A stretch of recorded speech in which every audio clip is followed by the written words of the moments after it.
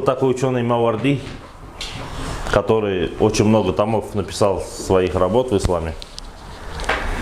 И перед смертью сказал: если мои руки, говорит, откроются, я умру, если так, то возьмите мои книги и распространите людям. Если я все-таки умру сжатыми кулаками, то сожгите мои все труды. Но к нашему счастью он открыл перед смертью руки, и тогда ученые стали записывать его, переписывать его книги, и очень много там нашли таких интересных знаний. Поэтому придется нам чуть-чуть повторить, чтобы связь не обрывалась между позапрошлым уроком и сегодняшним уроком. Мы с вами на позапрошлом уроке разобрали Ахдун Нубува. Ахдун Нубува, период пророчества, который у нас есть на записи, альхамдулилlah. Период пророчества. Ну и здесь для некоторых будет повторение, как я вижу, что здесь есть новые наши братья, которые пришли к уроку. И мы сказали, что период пророчества, саллаллаху алейхи вассалям, есть какая особенность у этого периода, который никогда не будет уже. Муракаба самавия, да, есть. Муракаба самавия, небесный контроль,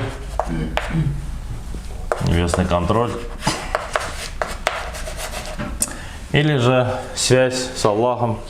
И в любой момент этот вопрос решался, то есть любая проблема, она решалась до наступления, как с мечетью, например, которые хотели убить пророка, саллаллаху алейхи вассалям. И Аллах субхану тааля еще, пророк саллаллаху алейхи туда не ходил, Аллах субхану тааля ему уже запретил туда ходить.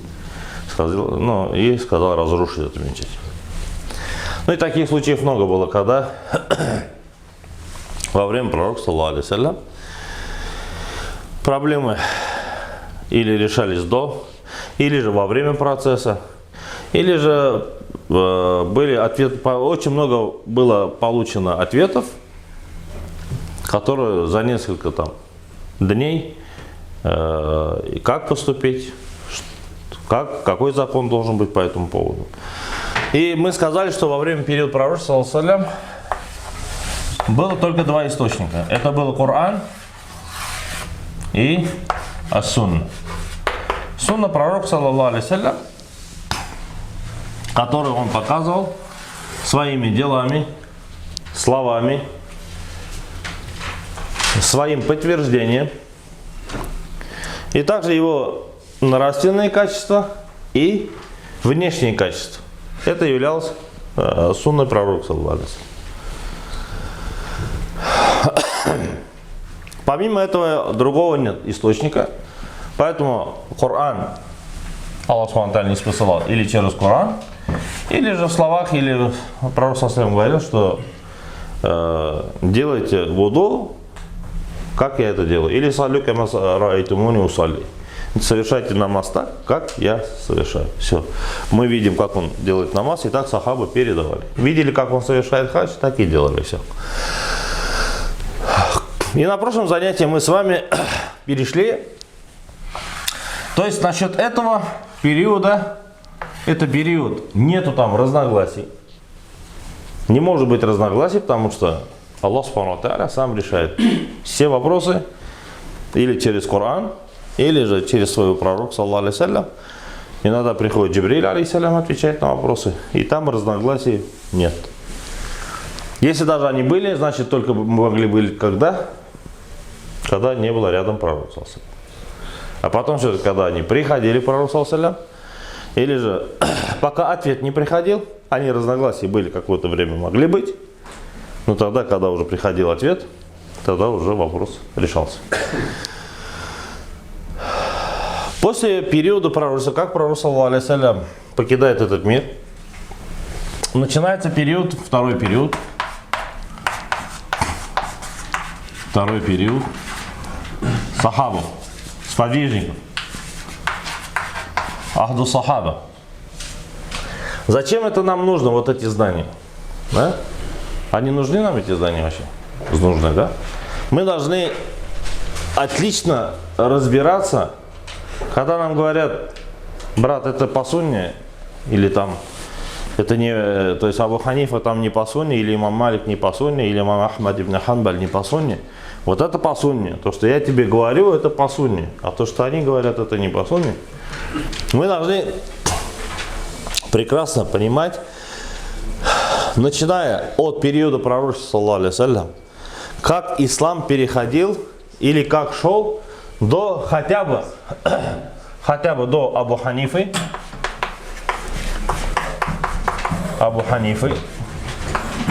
имама Шафии, Ахмад и имам Малик, Абу Ханифа, имам Малик и Ахмад ибн Ханбаль. Если мы будем разбираться вот этот про период сахабов, как вот происходило, какие разногласия, как основывались разные мадресе, и как это все отразилось на масхабах, и почему на них все в основном остановились масхабы или не пошли дальше, а почему они раньше не были. Почему раньше? Мы вот должны разбираться в этом 100%. Если мы все это досконально будем знать, как это все происходит, то никакие разногласия между нами не будут. Если даже они будут разногласия на основе взаимоуважения. Мы будем понимать, что вот это разногласие касается вот этой категории сахабов, а вот эти разногласия будут относиться вот этой категории сахабов. И тогда у нас не будет вражды, да, ты ханафи, ты да, там шафии, ты там этот ханбали, ты там вахаби, там еще, вот это все у нас пропадет просто. И с тем человеком, который даже захочет начать разговор, мы, иншаллах, поняв вот эту тему, скажем, брат, успокойся, вот это есть, ты против Ибн Умар, или ты против Ибн Масуд. Вот то, что ты говоришь, это Ибн Масуд. Или то, что ты говоришь, это Ибн Умар. И сказать, что он не прав, это уже твои проблемы.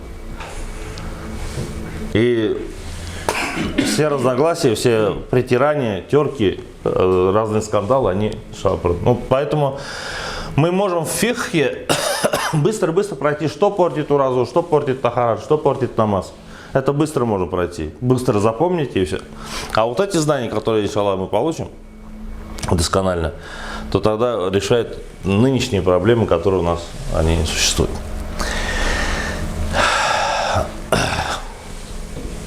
Кто знает свою историю, тот уже что?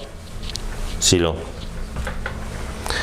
Период сахабов, мы на прошлом уроке долго разбирали этот момент и сказали, что период сахабов после смерти пророка, саллаллаху алейхи ва саллям, появляется, что появляется? К чему готовил пророк, саллаллаху алейхи ва саллям? Это кияс, сравнение по аналогии. Сахабы начали делать через кияс, сравнивать по аналогии. И появилась аль-иджма. Конечно, аль-иджма. Единогласное мнение ученых. Но на время сахабов называется иджма сахаба. Единогласное мнение сахабов. Если по какому-то вопросу единогласное мнение сахабов уже произошло, то тогда после них никто не имел права уже отменять их единогласное мнение. Все, этот вопрос уже закрывался раз и навсегда. Период сахабов мы сказали, что делится на два периода. Период, первое, старших сахабов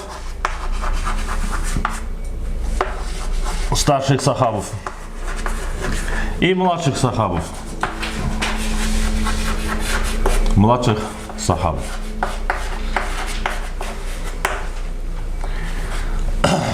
Это что касается периода. Старших сахабов касается когда?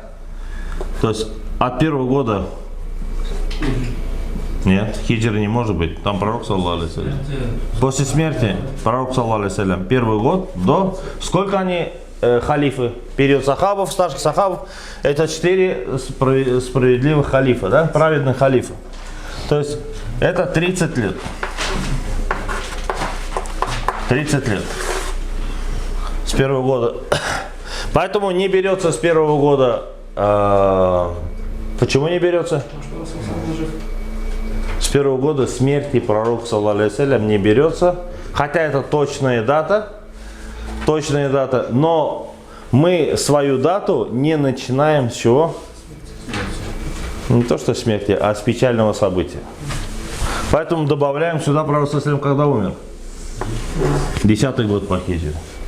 И на протяжении 30 лет шло. Делаем 40-й тогда год по хиджре.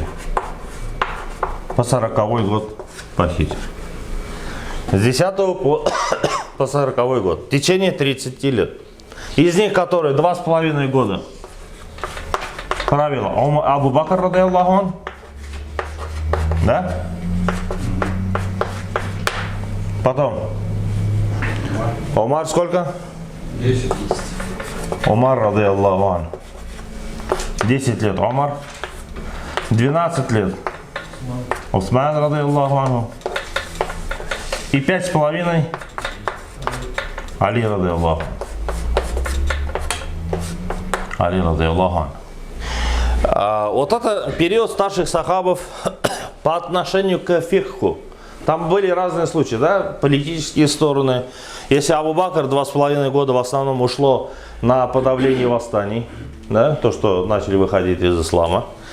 Абу Бакр, радиаллаху анху, были проблемы с римскими войсками, их отодвинул. И больше, так скажем, начали выходить из ислама некоторые племена. Абу Бакр, радиаллаху анху, укрепил, в основном укрепил те территории, которые слабо еще пришли во время пророка, саллаллаху алейхи вассалям, в ислам. Ну, просто приняли. Но он вот эти границы в основном укрепил, ну и частично некоторые границы были взяты под контроль. Во времена Умара ибн аль-Хаттаб, радиаллаху анху, во времена Умара ибн аль-Хаттаб, радиаллаху анху, уже все территории, которые являлись под Римской империей, в сторону Туниса, Египет, потом полностью Персидская империя, они уже были захвачены, развалены, и они все зашли в ислам. Умар ибн аль-Хаттаб.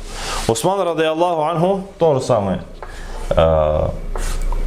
расширил границы, а во времена Али, радиаллаху анху, были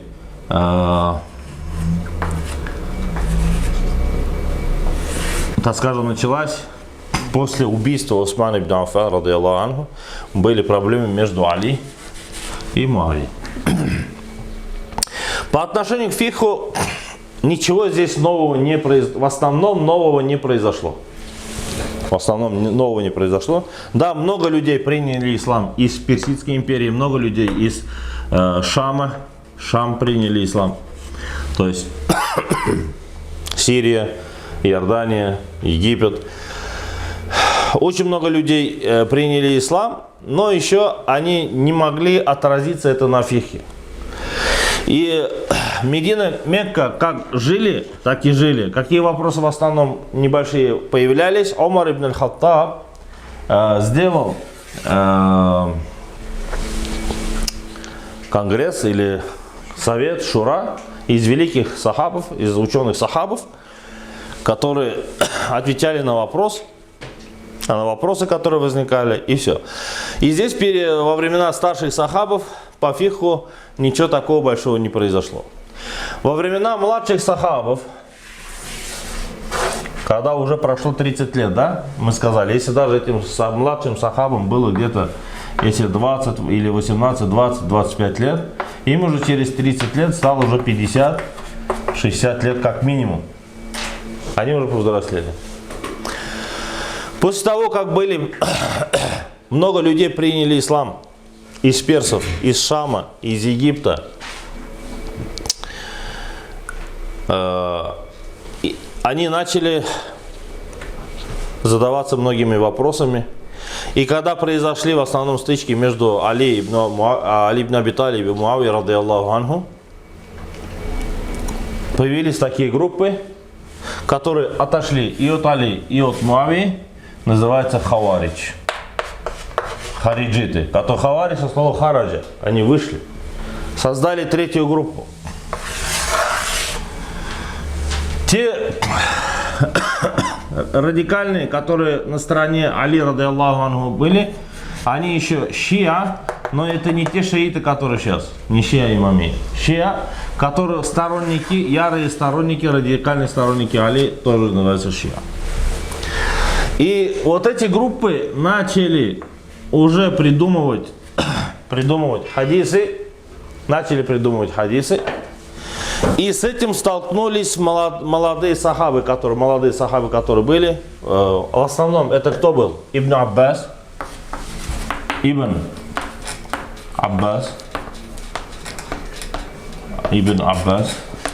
Аиша, радийаллаху анха, Ибн Умар, радийаллаху, Анас ибн Малик.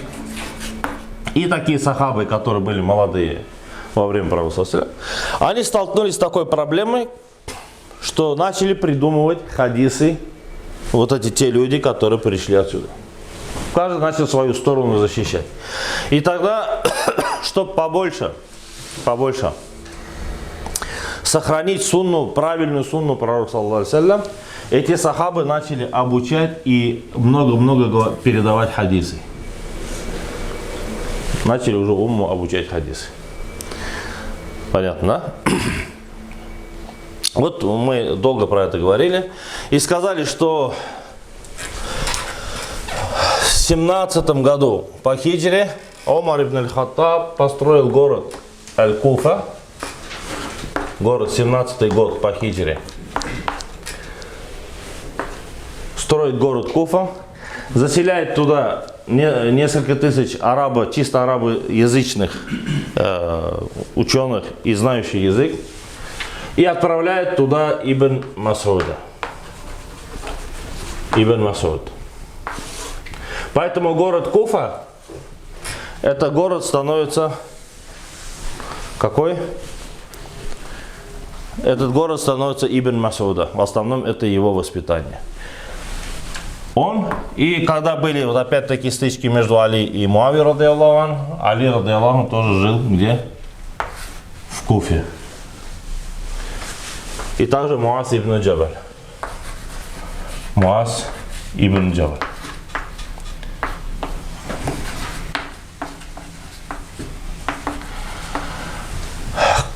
Для нас первый центр, который после Медины, то есть Мадина и Куфа, это Ибн Масуд, радийаллаху анху.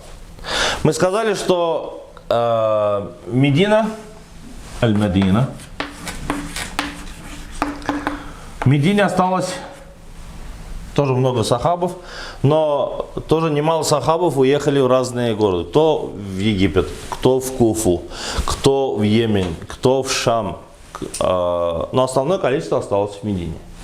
Медина считается Ибн Умар. Во главе этих сахабов это Ибн Умар.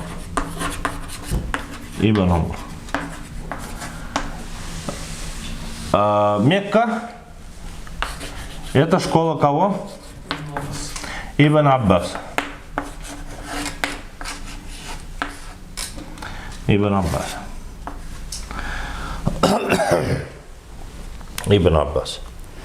Но Амр ибн аль-Ас можно взять как Египет, можно взять Шам как Убайдуллах ибн аль-Джаррах.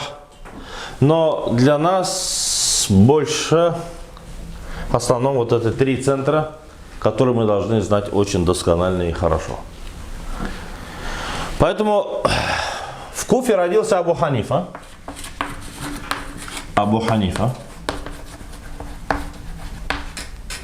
Для него авторитетом был Ибн Масуд.